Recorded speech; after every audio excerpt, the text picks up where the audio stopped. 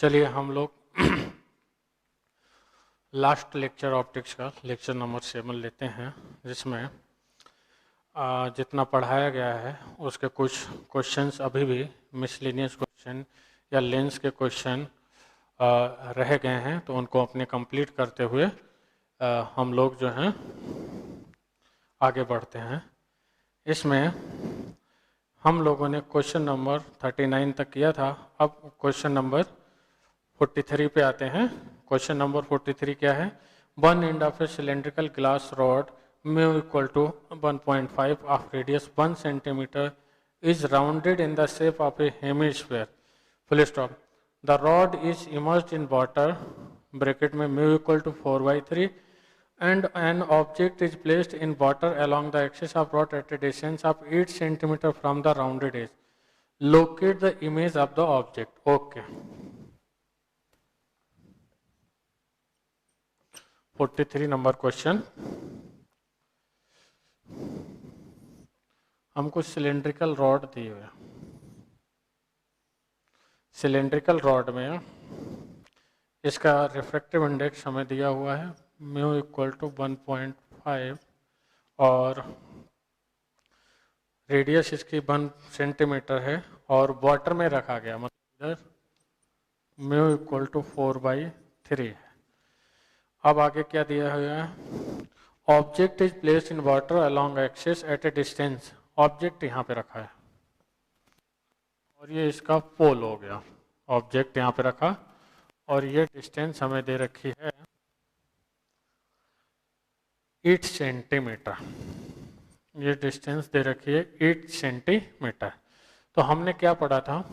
जिधर से incident ray आ रही है, मतलब ये यहाँ से, उसको अपने म्यू1 लेंगे, मतलब म्यू1 इक्वल टू क्या हो जाएगा 4/3, और आफ्टर रिफ्रैक्शन जिधर जाएगी उसको अपने म्यू2 लेंगे, मतलब 3/2 लेंगे। अब ऑब्जेक्ट इस साइड में है और ये कर्व्ड सरफेस इधर पड़ रहा है, तो रेडियस ऑफ कर्वेचर कितना होगा? r इक्वल्स टू प्लस का 1 सेंटीमीटर। 1 दिया है सेंटीमीटर में, मतलब हम साइन इसका प्लस लेंगे। तो हमें अब इमेज बतानी है, कोई बात नहीं। तो क्या करेंगे? μ2/b minus μ1/u equal to μ2 minus μ1/r। μ2 कितना दिया हुआ है? 3/2/b। μ1 कितना दिया हुआ है? 4/3। और u कितना दिया हुआ है? माइनस का 8। और ये आपका दिया हुआ है μ2 3/2 लिख देता हूँ, μ1 4/3 और ये प्लस का r। चलिए थोड़ा सा इसको सॉल्व कर लेते हैं। 3/2b plus 4/24 equal to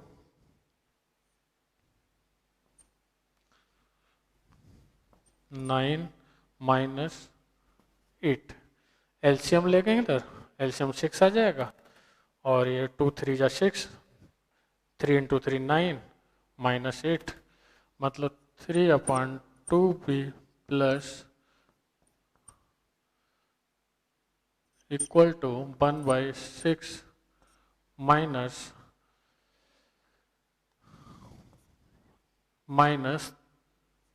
1/6। तो p इक्वल टू क्या आ जाएगा? इन्फिनिटी। मतलब ये है इमेज हमारी कहाँ पे बनेगी? इन्फिनिटी, मतलब पैरेलल। फिर से एक बार देख लो। μ1 हमें क्या दिया हुआ है? 4/3। μ2 क्या दिया हुआ है? 3/2। r दिया हुआ है प्लस का 1। हम इसमें कर्व सरफेस से रिफ्रैक्शन का कंसेप्ट लगाएंगे। μ2/b minus μ1/u equal to μ2 minus μ1/r। μ2 कितना दिया हुआ है? 1.5, मतलब 3/2 b। और μ1 कितना दिया हुआ है? 4/3। u कितना दिया हुआ है? -8। तो इसको अपने एडजस्ट करते हैं। ये हो गया 3/2b और ये सॉल्व करेंगे आ जाएगा 1/6। और यहाँ सॉल्व करेंगे, देखिए क्या आ जाएगा?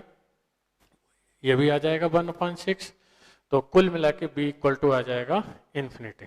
ओके, अब इसमें नेक्स्ट क्वेश्चन की अपने बात करते हैं 44 नंबर क्वेश्चन मैं रीड करता हूँ। A paper weight in the form of a hemisphere of radius 3 centimeter is used to hold down a printed page. An observer looks at the page vertically through the paper weight. Full stop. At what height above the page will the printed letter near the center appear to the observer? देखो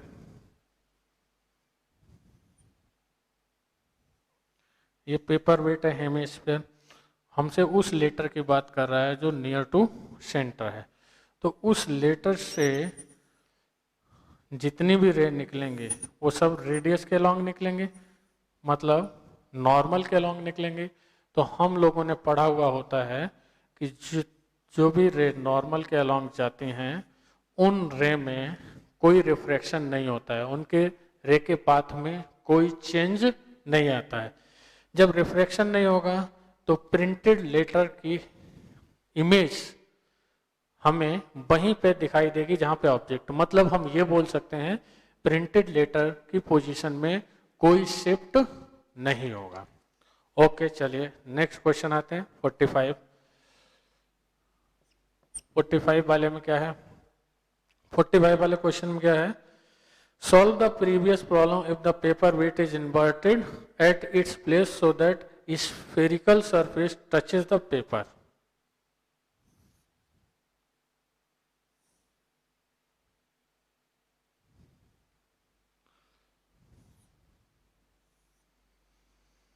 देखिए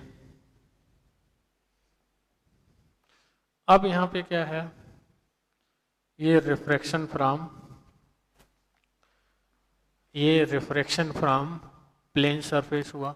plane surface से अपने object को denser में रखते हैं, rarer में देखते हैं तो इमेज कहाँ बनती है, कुछ ऊपर की ओर बनती है जाके। तो ये इमेज, चलो इसको हम ए लिख देते हैं, ए आई, ये निकालना है पोजीशन और ये ओरिजिनल पोजीशन है। तो इसके लिए ए आई इक्वल टू क्या होगा, ए ओ डिवाइडेड बाई म्यू। ए ओ कितना दिया हुआ है, ए ओ दिया हुआ है 3 सेंटीमीटर और रिफ्रैक्टिव इंडेक्स जनरली ग्लास है तो 3/2 ही होता है। तो इसकी पोजीशन ऊपर से कितना हो जाएगी 2 सेंटीमीटर और शिफ्ट कितना हो जाएगा, शिफ्ट की बात करेंगे तो ये हो जाएगा ए ओ माइनस ए आई, मतलब 3 - 2 इक्वल टू आ जाएगा 1 सेंटीमीटर। तो जब हम लेटर्स को प्लेन सरफेस से देखेंगे, पेपर वेट को इन्वर्ट करके देखेंगे, तब ये प्लेन सरफेस से रिफ्रैक्शन होगा और रिफ्रैक्शन के बाद आपको लेटर कुछ ऊपर की तरफ शिफ्टेड दिखाई देंगे। जबकि ये वाली कंडीशन में जब पेपर वेट अपने ओरिजिनल कंडीशन में रखा जाएगा तब ये सारी की सारी रेज नॉर्मल के अलॉन्ग जाएंगी, क्योंकि रेडियस नॉर्मल के अलॉन्ग ही होता है हेमिस्फीयर में। तो नॉर्मल के अलॉन्ग रे में रिफ्रैक्शन नहीं होता है क्योंकि I इक्वल टू 0, इसलिए R इक्वल टू भी 0 ही होता है। चलिए आगे बढ़ते हैं।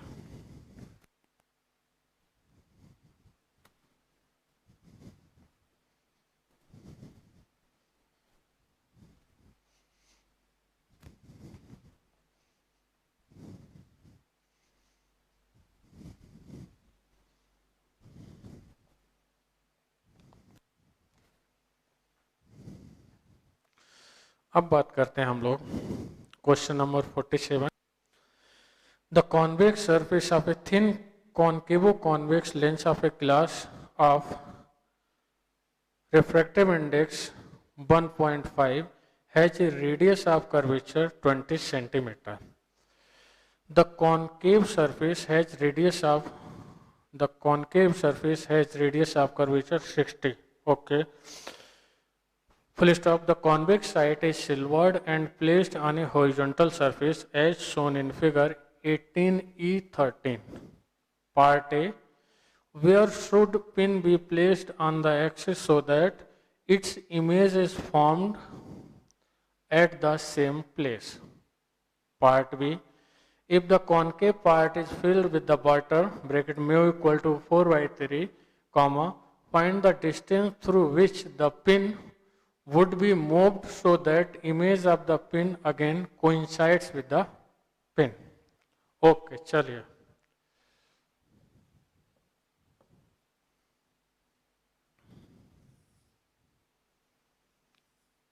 ये हमें कॉनकेवो कॉन्वेक्स लेंस दिया हुआ है, इसमें ये हमें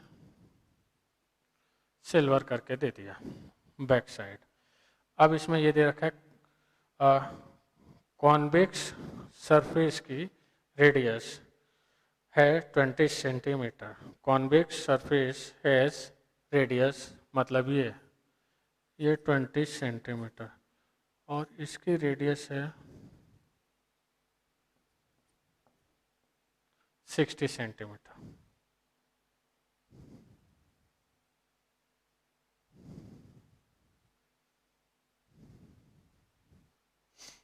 चलिए, अब अपने को पार्ट ए पे ही शुरू करते हैं। चलिए पार्ट ए से शुरू करते हैं। तो इसमें हमें ये बोला है कि हम कहाँ पे ऑब्जेक्ट रखें जिससे कि फाइनल इमेज उसी के ऊपर बने। तो इसमें बहुत अच्छे से समझने वाली बात है, जब ऑब्जेक्ट से रे आएगी तो पहला तो रिफ्रैक्शन होगा कर्व सरफेस से, पहला तो रिफ्रैक्शन होगा कर्व सरफेस से, और रिफ्रैक्शन के बाद ये रे अगर नॉर्मली फॉल करती है इस पॉलिश वाली सरफेस पे, तो फिर क्या होगा, अपने पाथ को रिट्रेस करेगी। तो नॉर्मली फॉल कब करेगी वो देखने वाली बात है। नॉर्मली फॉल तब करेगी जब ऑब्जेक्ट ओ की इमेज I1 सिल्वर वाले सरफेस के सेंटर ऑफ कर्वेचर पे बने, सिल्वर वाले सरफेस के सेंटर ऑफ कर्वेचर पे बने। तो प्रिंसिपल ऑफ रिवर्सिबिलिटी से इसके बाद रे अपने पाथ को रिट्रेस करते हुए वापस उसी पॉइंट पे पहुंचेगी जहां से वो स्टार्ट हुई थी। चलिए, तो इसमें हम लोग अच्छे से समझने के लिए काम करते हैं, इसको लेंस प्लस मिरर ऐसा मान सकते हैं, दोनों सेपरेटेड हैं, लेंस प्लस मिरर। तो पहले हम ओ ऑब्जेक्ट के लिए लेंस से बात करेंगे और फिर किससे बात करेंगे, मिरर से। तो लेंस से बात करेंगे तो हमें जो इमेज बनानी है वो मिरर के सेंटर ऑफ कर्वेचर पे बनानी है। तो मिरर के सेंटर ऑफ कर्वेचर मतलब रेडियस ऑफ कर्वेचर के बराबर डिस्टेंस होगी यहाँ से 20 सेंटीमीटर के बराबर। मतलब अब हम बात करते हैं लेंस के लिए। 1/f लेंस मेकर फॉर्मूले से पहले फोकल लेंथ निकालते हैं, equal to μ2 by μ1 minus 1/r1 minus 1/r2। तो μ2 कितना दिया हुआ है, ये हमें दिया हुआ है 1.5। 1/r1 मतलब क्या हो गया,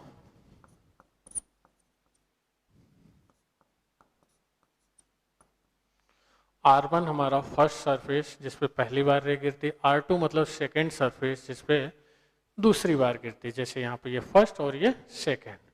तो 1/r1 माइनस R2 दोनों के दोनों नेगेटिव होंगे क्योंकि दोनों का कर्वेचर ऑब्जेक्ट की साइड में ही है। चलिए इसको सॉल्व करते हैं। तो 0.5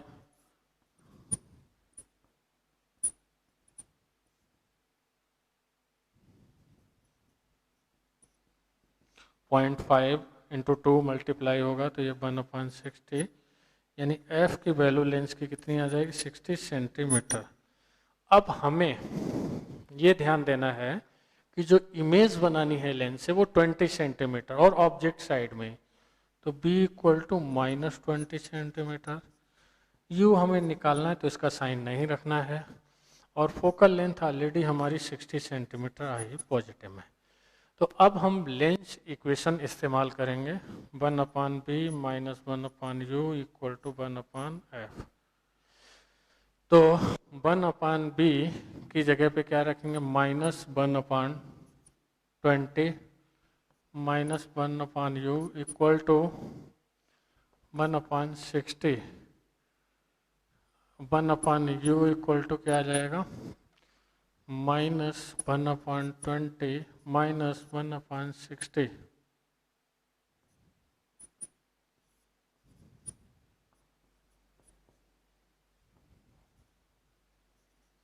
तो u इक्वल टू आ जाएगा -15 सेंटीमीटर।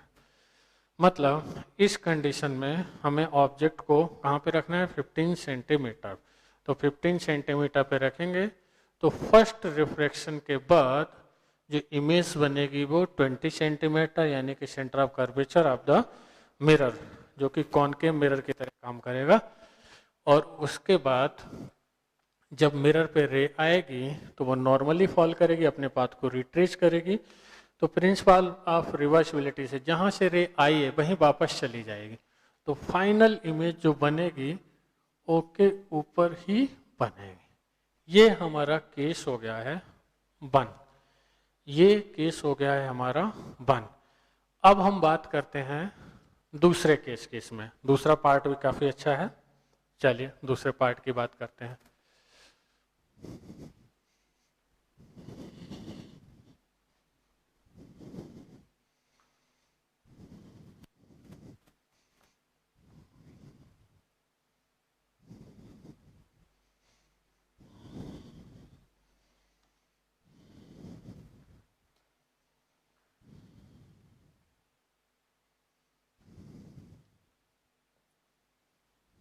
दूसरा पार्ट की बात करते हैं।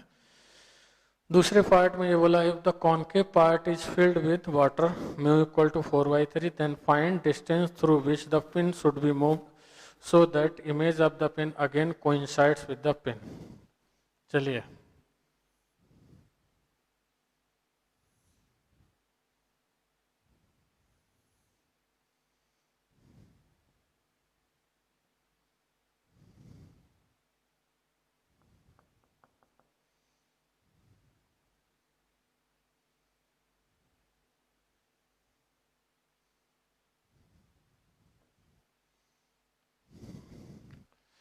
अब इसको हम फिर से देखेंगे। तो इसमें अब ये एक वाटर लेंस बनेगा, प्लस एक ये कॉनकेवो कॉन्वेक्स लेंस बनेगा, प्लस फिर से ये कॉनकेव मिरर बनेगा। तो इसकी फोकल लेंथ हम मान लेते हैं f1, इसकी f2, इसकी चलो f3 लिख लेते हैं। फाइनली देखिए काम वही करना है, इन दोनों कंबाइंड लेंस से जो इमेज बननी चाहिए अब भी इसके सेंटर ऑफ कर्वेचर पे बननी चाहिए, तो ही इमेज वहाँ पे बनेगी जहाँ से आ रही है रे। चलिए ये फर्स्ट रिफ्रैक्शन, इसके बाद सेकेंड रिफ्रैक्शन। तो सेकेंड रिफ्रैक्शन के बाद भी फिर जो इमेज I1 है वो C1 पे ही बननी चाहिए, जिससे कि कॉनकेव मिरर पे रे नॉर्मली फॉल करे और ये अपने पाथ को रिट्रेस करते हुए निकल जाए। तो फाइनल इमेज अगेन यहाँ पे बन जाएगी ओके ऊपर। तो हमने इसमें अभी ये वाले लेंस की फोकल लेंथ तो निकाली है, ये क्या है 60 सेंटीमीटर, और f1 अपने को निकालना है। चलिए तो लेंस मेकर फॉर्मूला लगाते हैं, 1/f1 इक्वल टू μ2/μ1। ये सब के सब जब हम एक कंपोजिट सिस्टम को सेपरेट करके लिखते हैं तो बीच में हमेशा गैप एयर का मानते हैं। तो ये आपका वाटर हुआ लेंस, वाटर का लेंस अपान 1 माइनस 1, 1/r1 मतलब इन्फिनिटी, माइनस का इन्फिनिटी, माइनस 1/r2। हमें दिया हुआ है इसमें ये वाला पार्ट ये वाला पार्ट 20 है और ये वाला 60, मतलब ये वाला पार्ट इसमें क्या होगा, ये हो जाएगा आपका 60। चलिए, और माइनस का होगा तो ये प्लस हो जाएगा। तो ये क्या हुआ, 1/3 अपन 1/60। तो F1 इक्वल टू क्या हो जाएगा, 180 सेंटीमीटर। अब हमें इन दोनों कंबाइंड लेंस की बात करनी है। इन दोनों कंबाइंड लेंस से इमेज अगेन मिरर के सेंटर ऑफ कर्वेचर पे बननी चाहिए। तो कंबाइंड लेंस की हम फोकल लेंथ निकाल लेते हैं।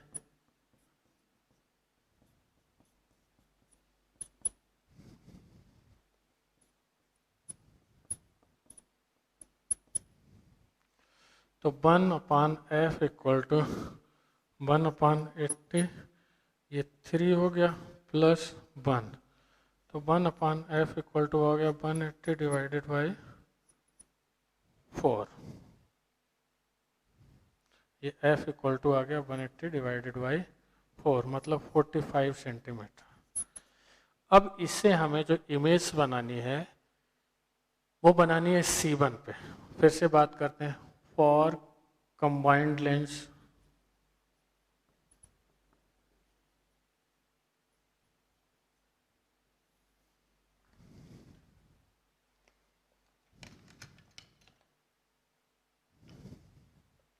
फॉर कंबाइंड लेंस U तो हमें निकालना है और B क्या होना चाहिए, B होना चाहिए इसके सेंटर ऑफ कर्वेचर पे। इसका सेंटर ऑफ कर्वेचर ये हमें कितना दिया हुआ है, 20, और F हम लोगों ने कितना निकाला हुआ है, 45 सेंटीमीटर।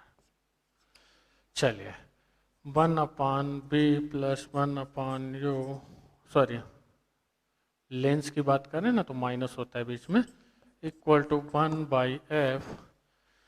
तो ये -1/20 माइनस 1/u इक्वल टू 1/45।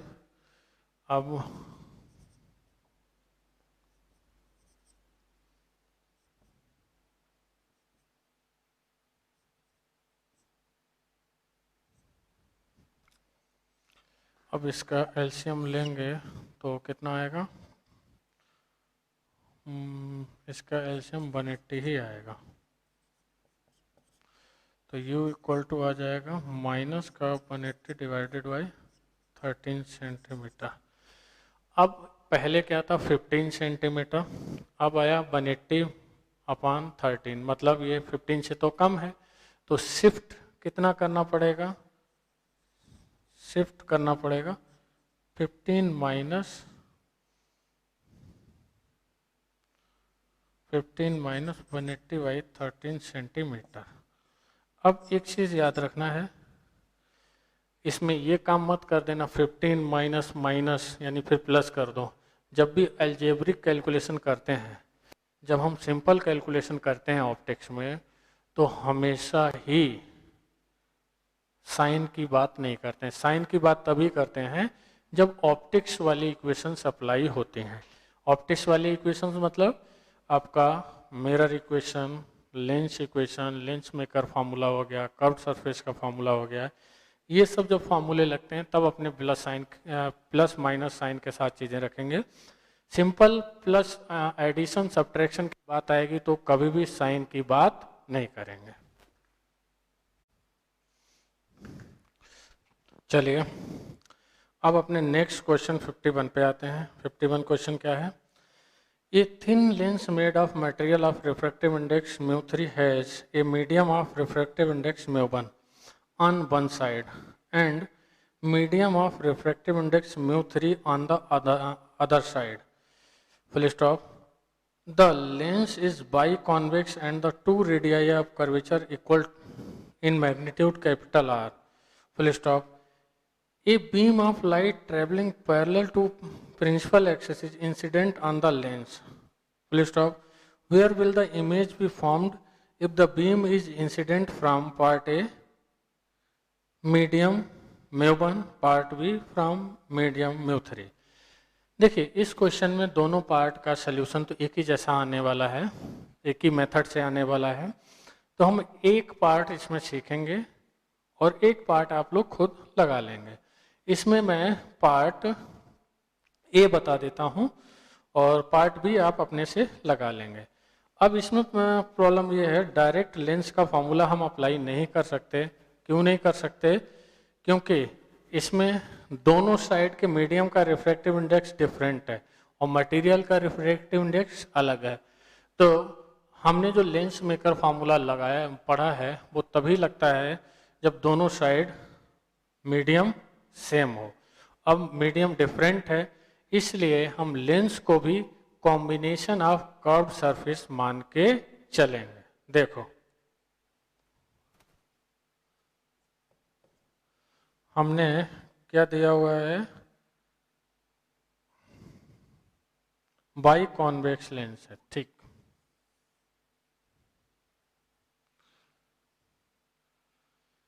इसमें इधर रिफ्रैक्टिव इंडेक्स μ1 है और इधर μ3 है और खुद मीडियम का μ2 है। अब इसमें पार्ट ए की बात करेंगे, दोनों का रेडियस ऑफ कर्वेचर r दे रखा है और हम पैरेलल बीम डालेंगे इसमें।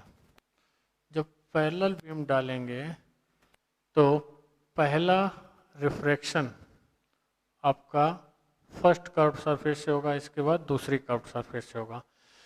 तो पहले रिफ्रैक्शन के लिए हम इसमें लेंस नहीं मान सकते, ये वाला कर्व सरफेस माना जाएगा और दूसरे रिफ्रैक्शन के लिए आपका दूसरा कर्व सरफेस लेना पड़ेगा। पहले से रिफ्रैक्शन के बाद मान लेते हैं इमेज कौन सी बनी है, I1।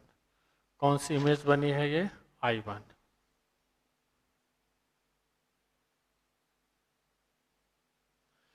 अब देखिए हम बात करते हैं रिफ्रैक्शन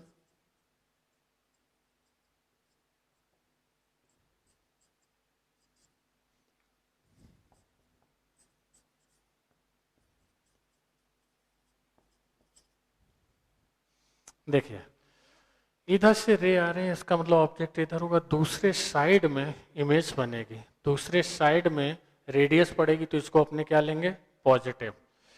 तो μ2 upon b minus μ1 upon u equal to μ2 minus μ1 upon r। अब पहला क्या आएगा, μ2 अपान बी 1 मान लेते हैं इसको पहली इमेज के लिए, और μ1 divided by minus infinity equal to μ2 minus μ1 upon r। जहाँ से रे आती है वो हमेशा μ1 माना जाता है, जहाँ जाती है वो μ2।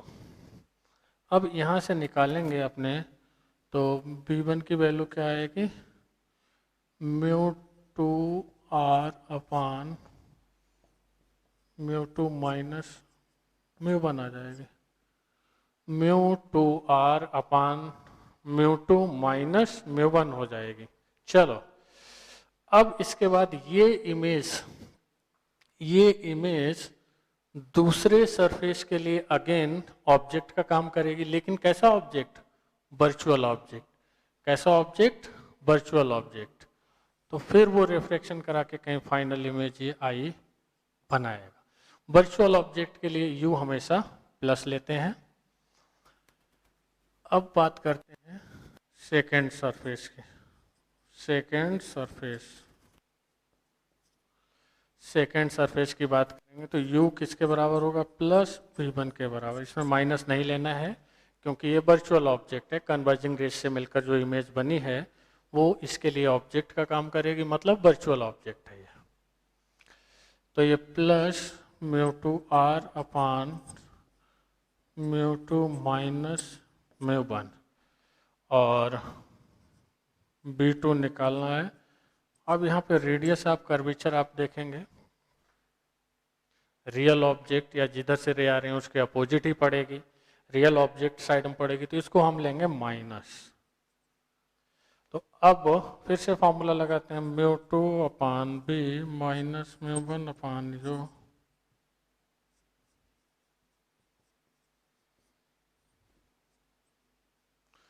μ2 मतलब जहां रिफ्रैक्शन के बाद रे जाएगी, ये आपका ये वाला मीडियम है। और μ1 मतलब जहां से रे आ रही है μ2, u क्या हो जाएगा प्लस b1,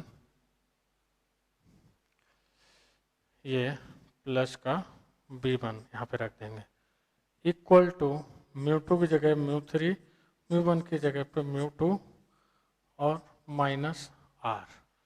चलो अब इसको फर्दर सॉल्व करते हैं। μ3 अपान b2 इक्वल्स टू आ जाएगा μ2 अपान b1, तो b1 की वैल्यू भी रख देते हैं μ2 r, और ऊपर हो जाएगा μ2 minus μ1 equal to μ3 minus μ2 upon r।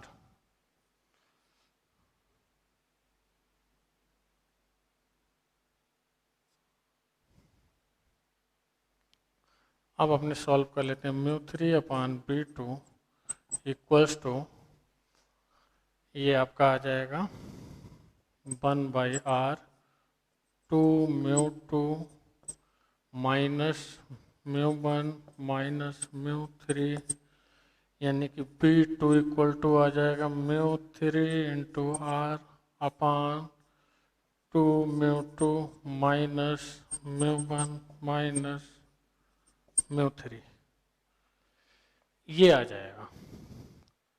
एक बार फिर से समझा दूं मैं, यहाँ पे आपका डायरेक्ट लेंस वाला फार्मूला नहीं लगा सकते, लेंस मेकर फार्मूला नहीं लगा सकते। कारण इसमें क्या है कि इधर का मीडियम अलग है, इधर का अलग है और ये अलग है। इधर और इधर का सेम होता है तो वो लग जाता है। तो ऐसे केस में हमेशा ही हम लेंस को दो कर्व सरफेस जैसा डेरिवेशन करते हैं, दो कर्व सरफेस मान के ड्राइव करते हैं फार्मूला लेंस मेकर, दो कर्व सरफेस मान के ही हमें करना है। तो पहले कर्व सरफेस से रिफ्लेक्शन लिया, फिर ये जो इमेज की पोजीशन आएगी वो दूसरे के लिए ऑब्जेक्ट का काम करेगी, बट इसमें ये ऑब्जेक्ट वर्चुअल होगा, क्योंकि देखिए आप कन्वर्जिंग रेज यहाँ पे आने की कोशिश कर रहे हैं। तो इसके लिए हम u प्लस में लेंगे और b2 निकालना है। r इसमें माइनस में होगा क्योंकि रियल ऑब्जेक्ट जिधर रखा हुआ है उसकी तरफ इसका कर्वेचर आएगा। सॉल्व करके फाइनल ये वैल्यू आ गए। चलिए अब नेक्स्ट आगे बढ़ते हैं।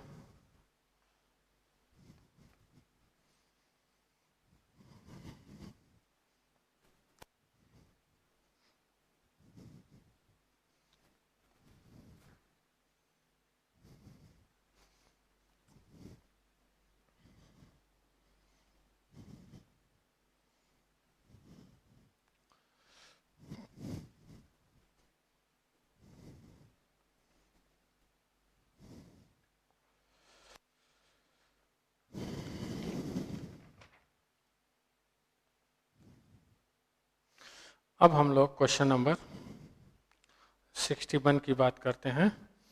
क्वेश्चन नंबर 61 क्या है? ए diverging lens of focal length 20 centimetre and a converging mirror of focal length 10 centimeter are placed coaxially at a separation of 5 centimeter. Full stop.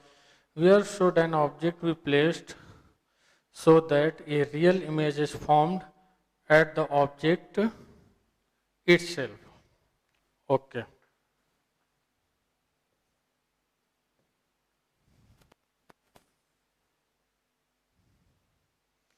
Diverging lens मतलब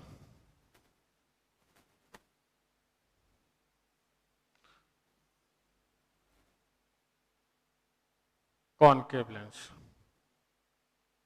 और कन्वर्जिंग मिरर मतलब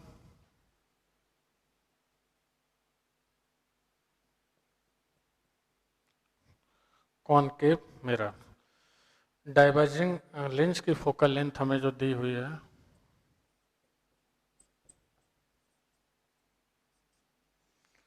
वो 20 है। डाइवर्जिंग लेंस के लिए negative आती है, और कन्वर्जिंग मिरर के लिए फोकल लेंथ 10 है। कन्वर्जिंग मिरर मतलब कॉनकेव मिरर, इसमें भी फोकल लेंथ नेगेटिव ही होती है। 10 दे रखी तो इसको हम -10 कर देंगे। और कितने सेपरेशन पे रखे हुए हैं ये। अब देखिए इसमें अपने को ये डिसाइड करना है कि ऑब्जेक्ट रखना कहाँ पे है। अगर हम ऑब्जेक्ट कहीं बीच में रखेंगे तो दोबारा से रियल इमेज नहीं बन सकती है और इमेज फाइनल ऑब्जेक्ट के ऊपर भी नहीं बन सकती है, क्योंकि ऑब्जेक्ट के ऊपर इमेज फाइनल तभी बन सकती है जब पहली इमेज इसके सेंटर ऑफ कर्वेचर से बने, जिससे कि ये फाइनली फिर से रे को पाथ को रिट्रेस करा देगा। रिट्रेस करा देगा तो अपने आप जो है ऑब्जेक्ट के ऊपर फिर से इमेज बन जाएगी। तो इसका मतलब बीच में तो कहीं पॉसिबल नहीं, तो हम यहाँ कहीं पे रखते हैं, ओ पे रखते हैं। चलिए, और ये हमें निकालना भी है। चलिए, इसमें रिफ्रैक्शन होगा, रिफ्रैक्शन होने के बाद जो रे मिरर पे पड़ेगी वो 100% इसके सेंटर ऑफ कर्वेचर C1 मान लेता हूँ, मिरर का सेंटर ऑफ कर्व वहाँ से आती हुई दिखनी चाहिए।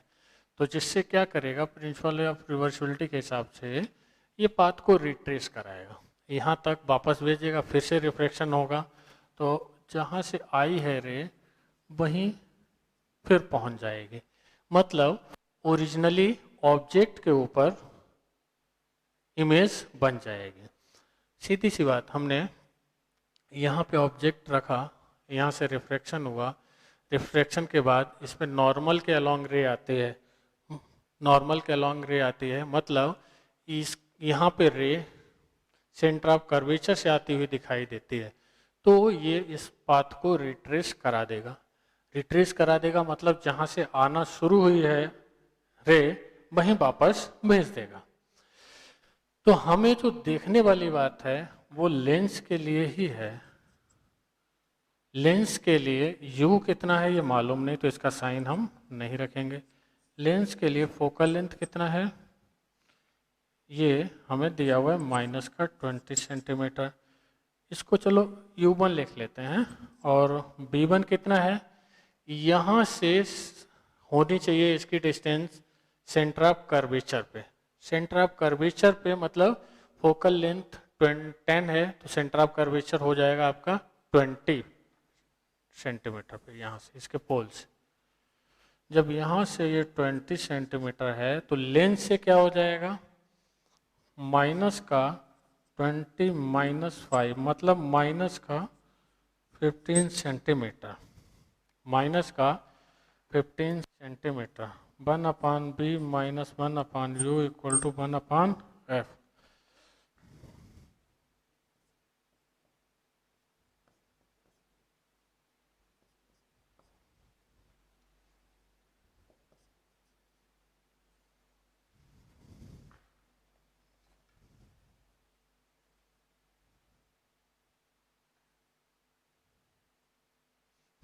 चलिए, तो 1/u1 = क्या आ जाएगा, 1/20 - 1/15।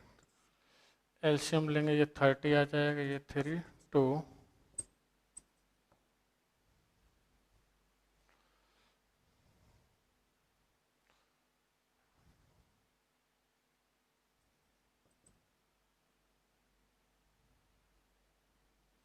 क्या आ जाएगा 30 सेंटीमीटर।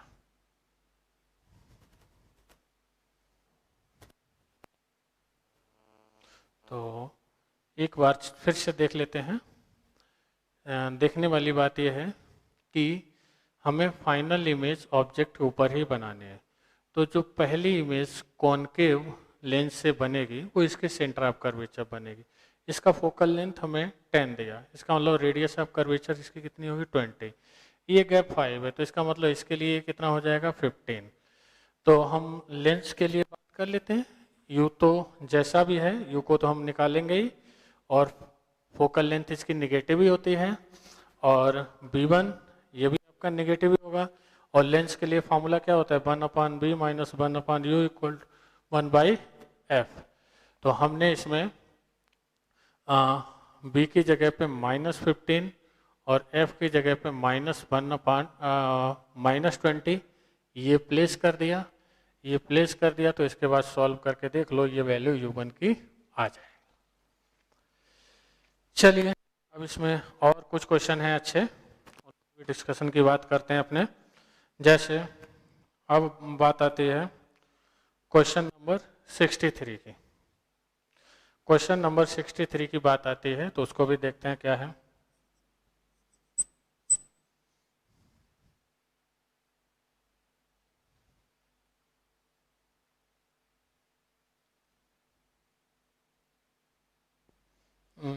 एक कैलकुलेशन थोड़ा सा यहाँ पे मिस्टेक हुआ है, कैलकुलेशन थोड़ा ठीक कर लेते हैं। ये एलसीएम आएगा 60, तो ये 3 ये 4 आ जाएगा यहाँ पे, और ये माइनस का 60 आएगा, फिर ये माइनस का 60 आ जाएगा। अब 63 वाले क्वेश्चन पे आते हैं। 63 वाला क्वेश्चन क्या है? एक converging lens and a diverging mirror are placed at a separation of 15 centimetre. एक converging lens and a diverging mirror are placed at separation of 15 centimetre. चलिए हम बात करते हैं कन्वर्जिंग लेंस मतलब कॉन्वेक्स लेंस, और क्या बात कर रहे हैं डाइवर्जिंग मिरर। डाइवर्जिंग मिरर मतलब कॉन्वेक्स मिरर। इनके बीच का गैप हमें दिया हुआ है 15 सेंटीमीटर। ये गैप दिया हुआ है 15 सेंटीमीटर। अब हमें क्या बताना है? फोकल लेंथ हमें लेंस की दे रखी है 25,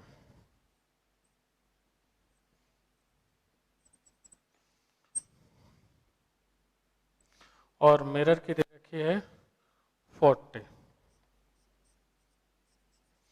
देखिए कॉन्वेक्स लेंस हो या कॉन्वेक्स मिरर हो, दोनों में ही फोकल लेंथ हमारी जो है पॉजिटिव होती है, तो मैंने पॉजिटिव साइन के साथ लिख दिया।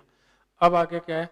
Where should a point source be placed between the lens and the mirror so that the light after getting reflected by the mirror and then getting transmitted by the lens comes out to be parallel to principal axis। Okay, चलिए ये हमने यहाँ पे object रखा, ये P है, ये इसका centre of curvature optical centre, sorry ये इसका ऑप्टिकल सेंटर है। चलिए पहली बार हमें रिफ्लेक्शन लेना है मिरर से, मिरर से रिफ्लेक्शन लेंगे, उसके बाद ये रे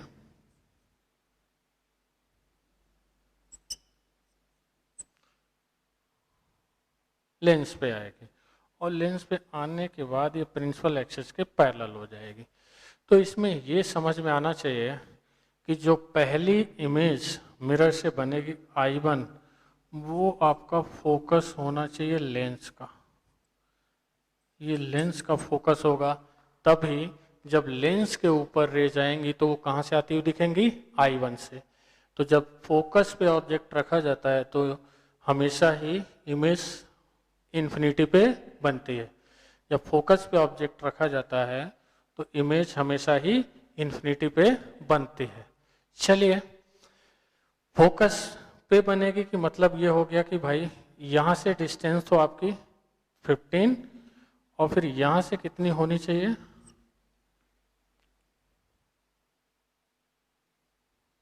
ये होनी चाहिए 10 सेंटीमीटर। चलिए तो पोल से कितनी हो जाएगी? ये 10, और लेंस से कितनी हो जाएगी? 25। ओके, हम बात करते हैं मिरर के लिए। क्यों? क्योंकि ऑब्जेक्ट की पोजीशन हमें निकालनी है। मिरर के लिए बात करेंगे तो U निकालना है, और B इसमें दूसरे साइड में बना है तो हमें पॉजिटिव ही लेना है। क्या हो जाएगा? प्लस का 10 सेंटीमीटर, और फोकल लेंथ दिया हुआ है प्लस का 40, तो 1/, इसमें हम U2 B2 करके साइन लिख लेते हैं। 1/B plus 1/U equal to 1/F, यानी 1/B2 ये प्लस का 10 प्लस 1/U2 ये निकालना है, और ये 1/40, तो 1/U2 इक्वल टू आएगा 1/40 माइनस 1/10, तो ये आ जाएगा, देखिए ये एलसीएम कितना आएगा 40, ये 1 और ये आएगा 4, तो U2 की वैल्यू क्या आ जाएगी -40/3 सेंटीमीटर। ये कितनी आई माइनस का 40/3 सेंटीमीटर, लेकिन ये कहाँ से आई है P से, और C से, फ्रॉम C मतलब लेंस से ये क्या होगा 15 माइनस 40/3 मतलब कितना हो जाएगी 5/3 सेंटीमीटर। तो मिरर से आंसर हमारा ये आएगा और लेंस से आंसर ये आएगा। ये अलजेब्रिक कैलकुलेशन है, डायरेक्ट डिफरेंस करना है, ये मत करना माइनस माइनस प्लस कर दो। चलिए अब अपने आगे कुछ क्वेश्चन और हैं इसमें वो कर, चलो अब हम लोग नेक्स्ट 61 क्वेश्चन की तरफ बढ़ते हैं। 61 क्वेश्चन 68 सॉरी नेक्स्ट 68 क्वेश्चन की तरफ बढ़ते हैं। वो क्या है, a convex lens of focal length 20 centimetre and concave lens of focal length 10 centimetre are placed at 10 centimetre apart with their principal axis coinciding, full stop. A beam of light traveling parallel to the principal axis and having a beam of diameter 5 mm is incident on the combination, full stop, so that the emergent beam is parallel to the incident one, and also find beam diameter of the emergent. Okay.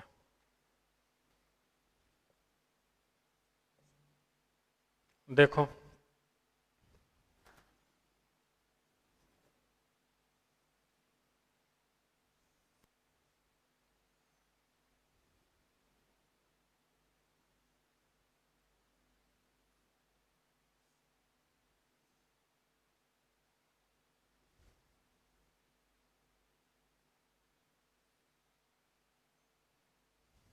देखो convex lens दिया हुआ है 20 centimetre, तो plus ले लेंगे, और concave lens दिया हुआ है 10,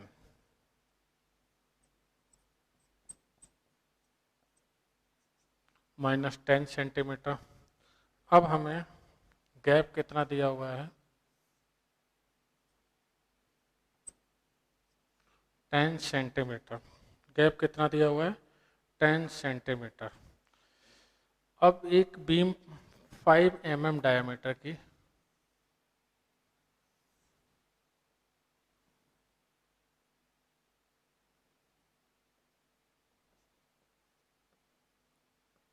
मतलब ये रेडियस कितनी हो जाएगी 2.5 mm। अब ऑब्वियस है कि पैरेलल बीम इसमें पड़ रही है तो इसके फोकस पे ही मिलेगी। अगर ये लेंस नहीं होता कॉन्केव वाला तो ये जाके फोकस पे मिलती, और डिस्टेंस कितनी होती है यहाँ से 10 सेंटीमीटर। क्यों? क्योंकि ये 20 दिया हुआ है। अब देखिए इसकी फोकल लेंथ 10 सेंटीमीटर, मतलब इनडायरेक्ट मैनर में अपने बोल सकते हैं ये फोकस भी है सेकेंड लेंस के लिए, मतलब मैं इसको F2 लिख देता हूँ। जब ये सेकेंड लेंस का फोकस है तो गारंटी के साथ फिर ये रेज को पैरेलल भेजेगा, कन्वर्ज नहीं होने देगा। जब पैरेलल भेजेगा तो उससे पहले तो अच्छा खासा कन्वर्जेंस हो ही गया है बीम में, तो पहले के तुलना में, पहले के रिस्पेक्ट में डायामीटर हो जाएगा चेंज।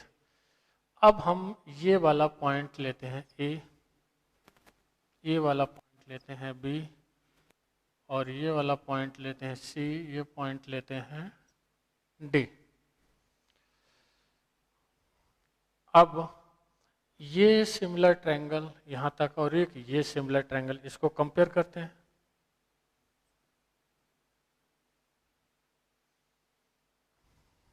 ये हमने F2, यहीं पे इमेज I2 क्या सॉरी I1 बननी चाहिए। ये F2 पोजीशन, यहीं पे इमेज I1 बननी चाहिए। अब ये दिया हुआ है C, ये दिया हुआ है D, ये दिया हुआ है A, ये दिया हुआ है B। ये 2.5 mm है। इसकी हम रेडियस मान लेते हैं R। अब कंपेयर कर लेते हैं। ये पूरी डिस्टेंस हमें दी हुई है 20, और ये वाली डिस्टेंस दी हुई है 10। तो ये वाला ट्रायंगल और ये वाला ट्रायंगल सिमिलर ट्रायंगल हैं, तो इनको कंपेयर करते हैं। तो A B upon C D equal to क्या आ जाएगा, बी एफ टू अपान क्या आ जाएगा, D F two. A B कितना दिया हुआ है 2.5, ये सी डी कितना दिया हुआ है आर, और ये बी एफ टू कितना है 20, ये कितना है 10। तो R इक्वल टू क्या आ जाएगा 2.5/2 mm, और डायमीटर स्मॉल d लिख देते हैं, क्या हो जाएगा 2R। तो कितना हो जाएगा 2.5 mm। अच्छा क्वेश्चन है। एक बार मैं फिर से रिपीट कर देता हूँ बातों को इसमें, और रिपीट करने वाली बातें इसमें क्या हैं वो ये देखो। पहले तो ये पैरेलल बीम हमारी 5 mm डायमीटर का है, तो कॉन्वेक्स लेंस के फोकल लेंथ पे कन्वर्ज होने की कोशिश करेंगे या कन्वर्ज होंगे। अगर कॉन्केव लेंस नहीं होता तो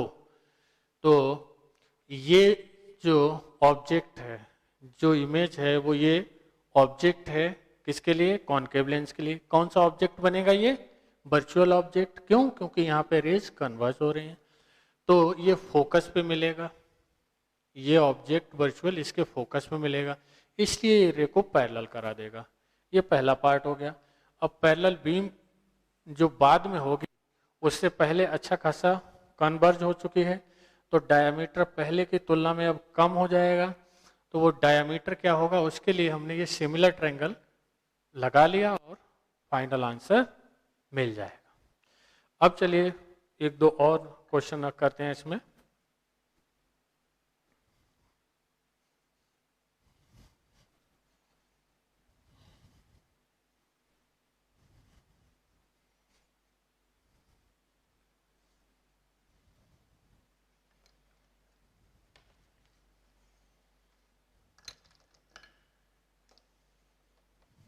चलिए अब क्वेश्चन नंबर 70 और करके देख लेते हैं अपने।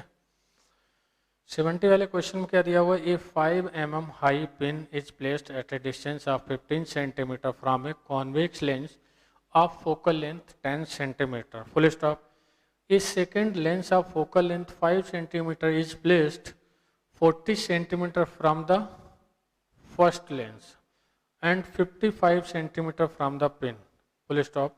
Find part A the position of the final image, part B its nature, part C its size.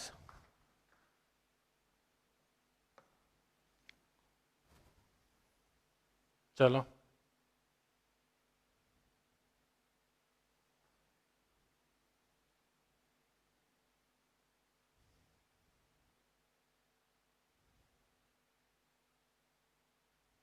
देखिए, फोकल लेंथ हमें सेकेंड लेंस की भी पॉजिटिव ही दी है, इसका मतलब ये है कि ये कॉन्वेक्स ही होगा।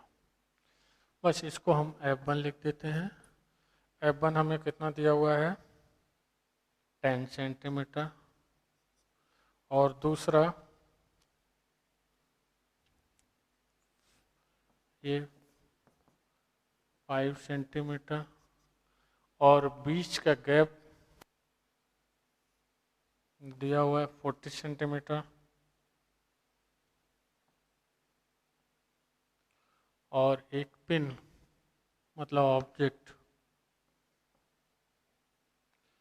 यहाँ से 15 सेंटीमीटर पे रखा है। तो अब अपने को ये बताना है position of the final image part A में। ओके, देखो जो इमेज पहले लेंस से बनेगी वो दूसरे लेंस के लिए ऑब्जेक्ट का काम करेगी। चलिए, इसमें हाइट भी दे रखी है तो मैं लिख ही देता हूँ। ये हाइट दे रखी है 5 mm।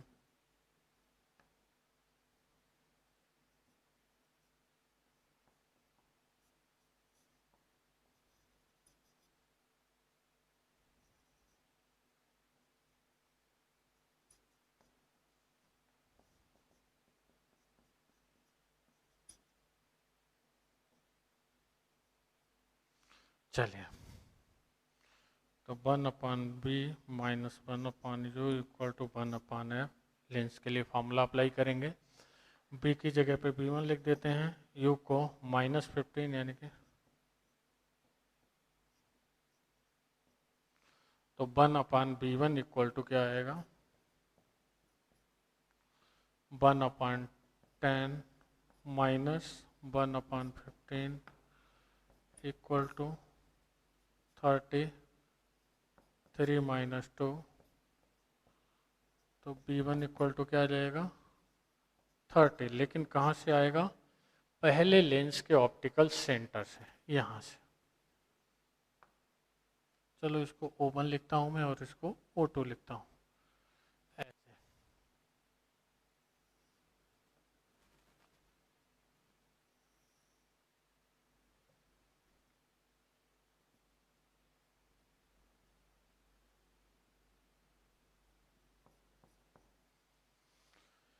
अब देखिए इसमें ये यहाँ से सॉरी 30 सेंटीमीटर दिया हुआ है ना, 30 सेंटीमीटर, इसका मतलब ये यहीं पे इमेज बीच में कहीं पे बनेगी।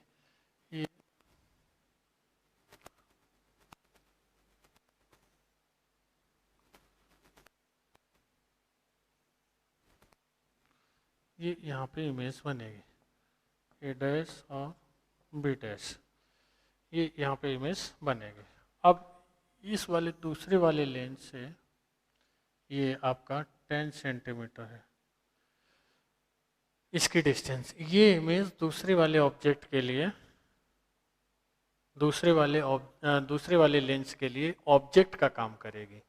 ये जो इमेज बनी है पहले लेंस से, फर्स्ट लेंस से, वो दूसरे लेंस के लिए ऑब्जेक्ट का काम करेगी।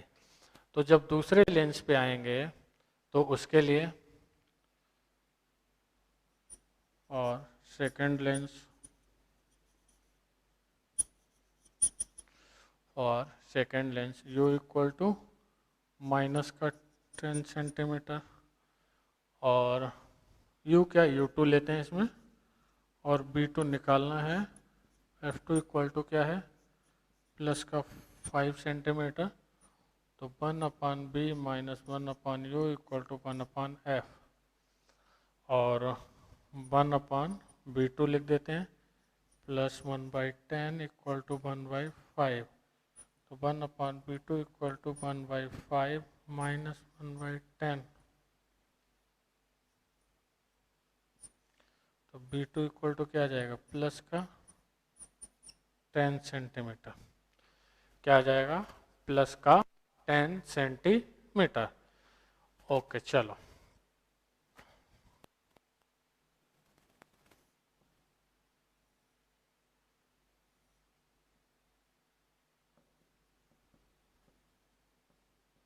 ये और ये कितना है इसके ऑप्टिकल सेंटर से 10 सेंटीमीटर। चलिए अब हमसे ये देखिए एक्चुअल इंटरसेक्शन से ही रे बन रही है, इमेज बन रही है। तो इसका मतलब ये है कि ये इमेज तो रियल ही होगी, ठीक है। और इसके रिस्पेक्ट में देखिए इन्वर्टेड भी है, ये इसके रिस्पेक्ट में इन्वर्टेड है। तो इसका मतलब दोनों की दोनों इमेज, जो बीच वाली इमेज है वो, फाइनल इमेज है वो भी वो नेचर में कैसी होगी, रियल। दोनों की दोनों कैसी होंगी, रियल। तो बी वाले पार्ट का आंसर आ जाएगा रियल। और सी वाले में क्या पूछा है, साइज। अब टोटल मैग्निफिकेशन हम देखेंगे दोनों से। B one upon U one into B two upon U two, जितने भी लेंसेस आते हैं या आएंगे, कंबाइंड मैग्निफिकेशन निकालने के लिए हम क्या करते हैं, सबका मल्टीप्लिकेशन करते चले जाएंगे। तो बी वन हमें कितना निकाला है यहाँ पर, प्लस का 30, और यू वन क्या था, माइनस का 15, और बी टू क्या है, ये हमने निकाला प्लस का 10, और यू टू क्या है, माइनस का 10।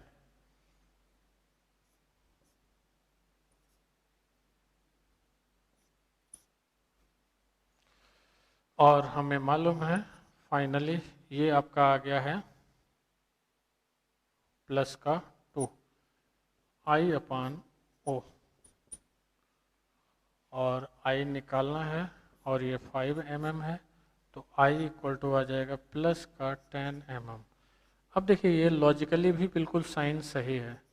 हमने लॉजिक क्या बताया था, साइन कन्वेंशन में लॉजिक क्या बनाया था, हाइट को प्रिंसिपल एक्सिस के ऊपर जो लेंगे वो हम प्लस लेंगे, और हाइट जो प्रिंसिपल एक्सिस के नीचे है उसको माइनस लेंगे। तो यहाँ पे देखिए प्रिंसिपल एक्सिस के ऊपर ही आ रही है हाइट, इसलिए प्लस में इसका आंसर आया है। ठीक है, अच्छे से समझ में आ गई बात। जो पहले लेंस के लिए इमेज होगी वो दूसरे लेंस के लिए ऑब्जेक्ट का काम करेगी, और दूसरे लेंस से जो इमेज है फाइनली फिर उससे रेज आगे चली जाएंगी, फिर फर्दर रिफ्रैक्शन कंसीडर करने की ज़रूरत नहीं है।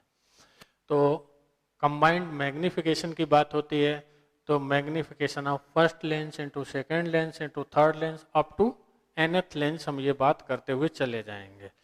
और लास्ट में हम लोग जब कंबाइंड मैग्निफिकेशन में भी देखेंगे तो फाइनल लॉजिक एक ही होता है, height of image divided by height of image divided by height of object. चलिए एक क्वेश्चन और करते हैं, फिर ये फिनिश हो जाता है।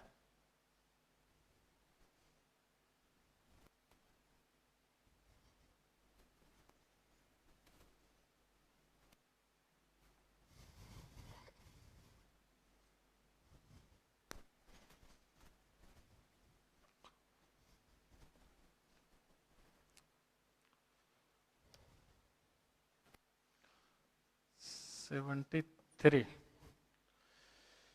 क्वेश्चन में रीड करता हूँ। A ball is kept at a height h above the surface of heavy transparent sphere made of refractive index mu. Full stop. The radius of the sphere is capital R. At t equal to 0, the ball is dropped to the fall normally on the sphere. Find the speed of the image as a function of time for t is less than under root 2h upon g. हम जानते हैं under gravity नीचे तक आने का time under root 2h upon g होता है, तो उससे कम टाइम की बात करेंगे। चलिए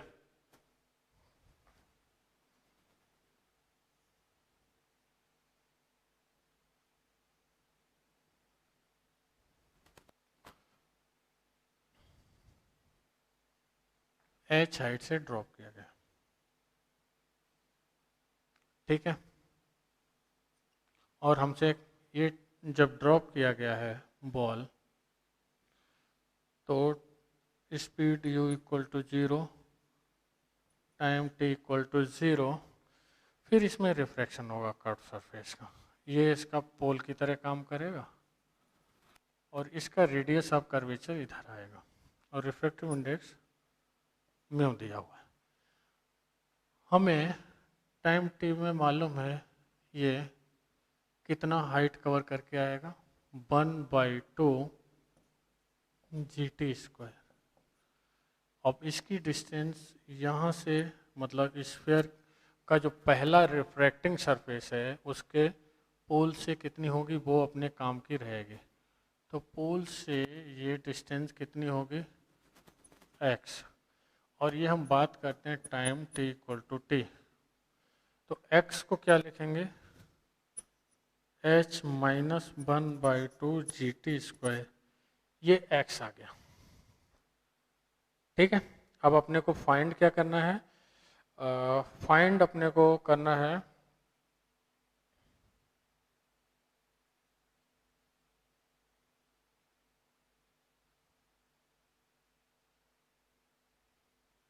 speed of the image. Okay, तो हमें मालूम है कर्व्ड सरफेस से रिफ्रैक्शन की कहानी ये होती है μ2/b minus μ1/u equal to μ2 minus μ1/r। देखिए, ऑब्जेक्ट के नज़दीक आने से, पास आने से ना तो ये चेंज होगा ना ये, केवल u चेंज होगा और b चेंज होगा।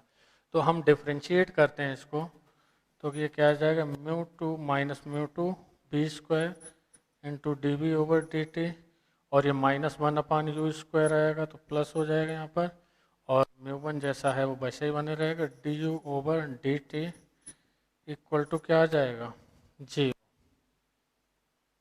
ठीक है, अब बात आती है dv/dt मतलब speed of image with respect to pole of the refracting surface.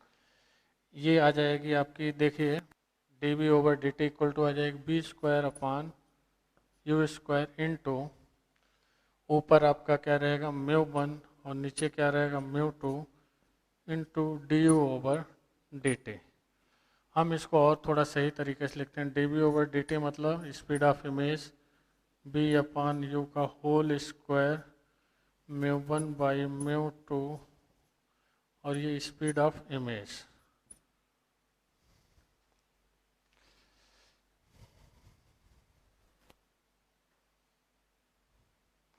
देखिए μ1 की वैल्यू 1 है, μ2 की वैल्यू μ है, तो b²/u², और ये 1 और ये μ, और इसकी स्पीड पे, ऑब्जेक्ट की स्पीड टाइम t में क्या होगी, g इंटू टी। ये हमारा bi आ जाएगा। u की जगह पे क्या रखेंगे, माइनस का x, मतलब माइनस h माइनस 1/2 GT², ये हम u की जगह पे रखेंगे। और b की जगह पे क्या रखेंगे, वो जो इक्वेशन है हम x के टर्म में इसको सॉल्व कर लेंगे। यहाँ से ये वाली इक्वेशन जो μ2/b minus μ1/u equal to μ2 minus μ1/r।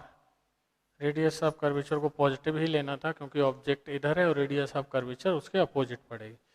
u की वैल्यू यहाँ पुट करेंगे, तो यहाँ से जो भी b की वैल्यू आ जाएगी वो उठा के यहाँ पे रख देंगे। तो इस तरीके से हमें ये speed of image with respect to time t मिल जाएगा। थोड़ा सा टिपिकल कैलकुलेशन है, बट आप सॉल्व करेंगे आंसर आपको मिल जाएगा, पूरी तरीके से मिल जाएगा। चलिए, इस तरीके से हम लोगों ने पूरी ज्योमेट्रिकल ऑप्टिक्स या रे ऑप्टिक्स को डिटेल में पढ़ा है। इसके सारे के सारे कंसेप्ट भी कवर किए हैं और उनके एप्लीकेशन भी कवर किए हैं। HCB के भी हमने मैक्सिमम क्वेश्चंस डिस्कस किए हुए हैं क्लास में। फिर मैं एक बार रिपीट करूंगा कि अब सभी लोग इसके बाद सभी लोग जो क्वेश्चंस लगाना चाहते हैं HCB के सारे क्वेश्चन वो लगा के देख लें। कोई प्रॉब्लम आती है फर्दर आएगी तो हम लोग मिलेंगे तो उसको देखेंगे। तो इस तरीके से हम लोगों ने अब तक इलेक्ट्रोस्टैट कवर किया है, जिसमें आपका electric potential, Coulomb's law, electric field, electric dipole, Gauss law, capacitor सारा कवर कर लिया था। हमने कैपेसिटर भी कवर कर लिया है।